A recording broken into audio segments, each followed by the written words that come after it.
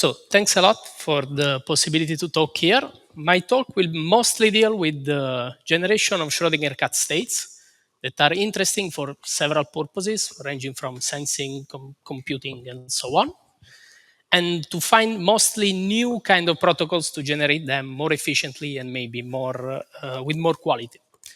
I will start to say that conventional methods to do these kind of things are typically based on these two protocols. The first one is photon subtraction from a squeezed vacuum probe. So you have the vacuum, you squeeze it, you put into a beam splitter, and then you count the number of photons in the second port. The other one is photon addition to vacuum.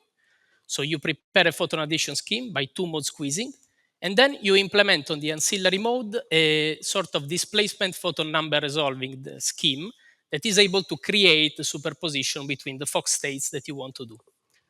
Both of these schemes actually have something in common, which means that they are based on a very complicated Gaussian coupling plus photon number resolving detection, which is the only non-Gaussian element of the protocol. That means that non-Gaussianity comes only in this point, namely from the number of clicks that we are heralding. Therefore, Gaussian protocols are maybe not the best ones to create cat states because they are unavoidably probabilistic, because the quality of the state depends on how many clicks do you count. And even practically generating large cats with alpha larger than 2 is a problem. On the other hand, recently, several kind of platforms based on cavity QED systems has proved much more powerful to the topic. Therefore, my talk will basically be split into two parts. In the first part, we want to push to the maximum power the capability of Gaussian coupling protocols. That is to find the best Gaussian protocols on the market that will set up a fundamental boundary. And then the other part will be to find out feasible examples of non-Gaussian interaction based on qubit light interaction that maybe can beat this boundary and so prove a sort of a quantum advantage or non-Gaussian advantage. So let's start with the first one. The idea to find an optimized Gaussian coupling is like this. Suppose for simplicity that we want to target the even cat state, so 0, +2, +4, and so on. This means that in the simplest configuration, we need two single photon detectors. Therefore, the optimal Gaussian protocol will be two vacuum states interacting with an optimized Gaussian interaction, and then the usual displacement single photon click scheme. And we have to optimize over both the displacements and the coupling. Seems to be quite hard task. On the contrary, it's quite simple because we know Bloch-Messier decomposition. That means that this big UG can be decomposed in a sequence of beam splitters and single mode squeezings. And as we use the vacuum as input, the first beam splitter is basically not appearing. Therefore, the output state of this protocol will basically depend on four numbers: two squeezings, one beam splitter, and one displacement. And I let you also note that, for example, if I remove this second beam splitter and the displacement, this is exactly the subtraction scheme. On the contrary, if the two local squeezing are equal and opposite and the beam splitter is balanced, this UG is two-mode squeezing. So I regain the two fundamental limits. And I can ask legitimately if there is something better than these two ones. That is, if I can optimize R1, R2, T, and beta to find the best kind of state. And we do that by maximizing basically the fidelity with respect to the target. And what you see is actually that the optimal Gaussian scheme is neither one of the two conventional ones. It performs really well for low amplitude, but the fidelity decreases for large alpha. So the quality of the state for alpha larger than 2 is still bad. And also the success rate is not really efficient because it falls below 3% when alpha is large.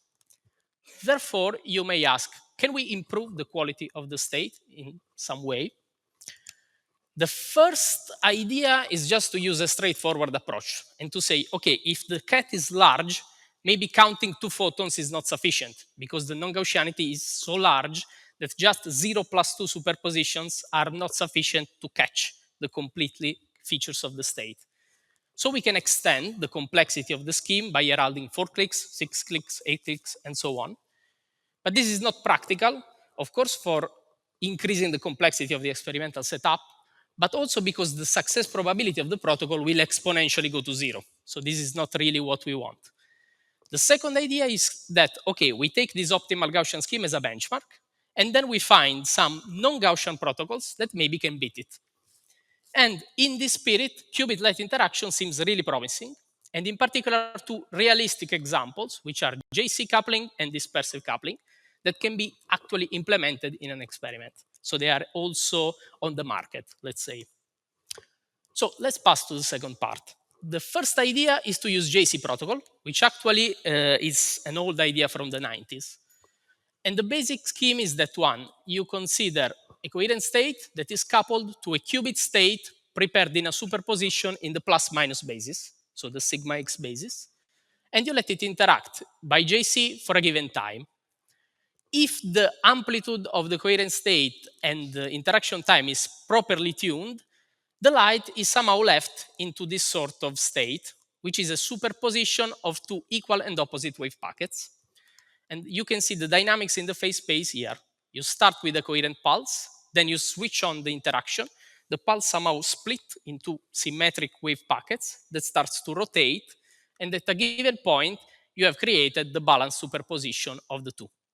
However, JC coupling is not so good because the kind of evolution is proportional to square root of n, which means that it's a rotation only up to the first order. But you have other non-negligible contribution, and in particular, a non-negligible second order contribution, which acts like a Kerr type effect that distorts the wave packet, making it to self-rotating somehow, and so creates a very ugly superposition of these two ones. Nevertheless, you can still claim that this is a cat somehow. You can rotate it with respect to its axis and compute the fidelity. And what you see is that the fidelity is full of oscillations, which reflects this kind of unharmonicity of the interaction. But the oscillations are quite fixed around 75-76% for large alpha, which means that we are still able to beat the best Gaussian protocol that we have. So we still have a sort of improvement.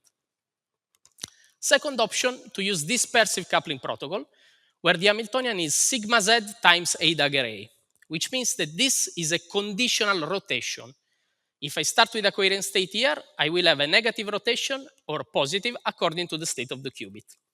And seems more fit to the task, because if I prepare my state in a superposition of G and D, and if I apply a pi pulse, I can create what is called an entangled atom light state, G alpha plus E minus alpha.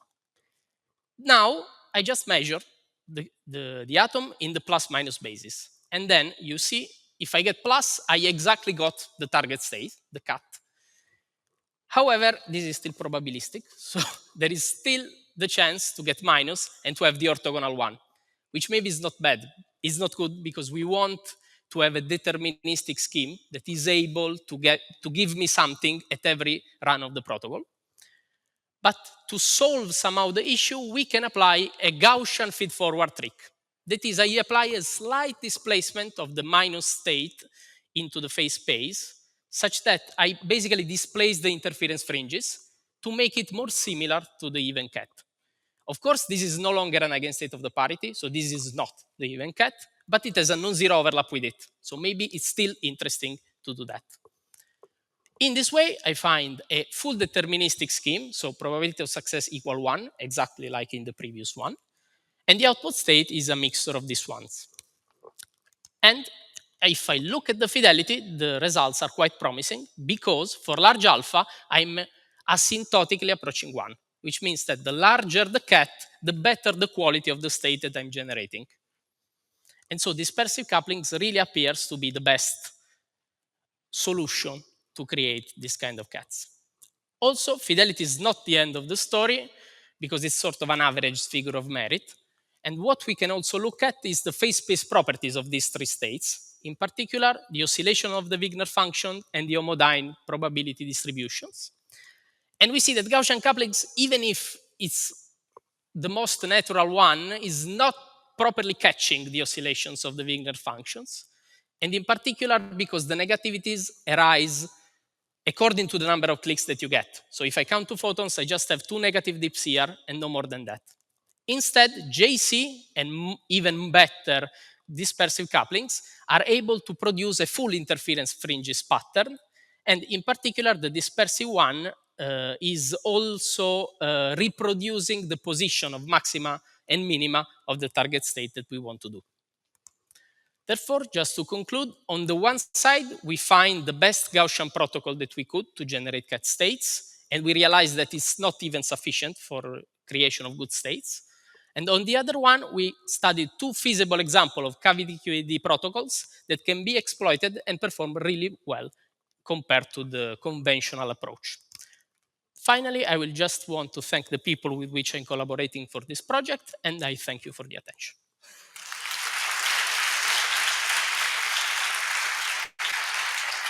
Thank you, Patrick. Thank you for the talk. Just a further option that maybe one can think is, it was studied in the past, was, for example, a quadratic James Cummings Hamiltonian also, no, could work. Are you thinking about that? Or so sigma a square? Yeah. I mean, it could, but I think if we want to just write something on paper without thinking at the experiments, the best one would be an Hamiltonian like a square root of n, a square root of a dagger a, because it will take together the properties of JC and dispersive ones.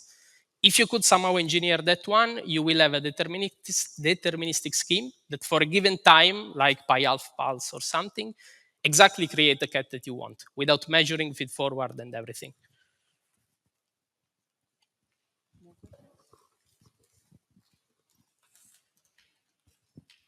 And how do this compare to, for example, like these two photon dissipation schemes that some people use to create cat states? I mean, we QED? didn't compare that because the idea was to avoid using single photon states, in the sense that we want to start it with zero resources, let's say zero non-Gaussian elements, and to insert the non-Gaussianity only at the interaction level or the detection one. So I don't know because I didn't check, but maybe it's worth to do that, I guess. More questions? If there are no more questions, let's thank the speakers again and all the other speakers.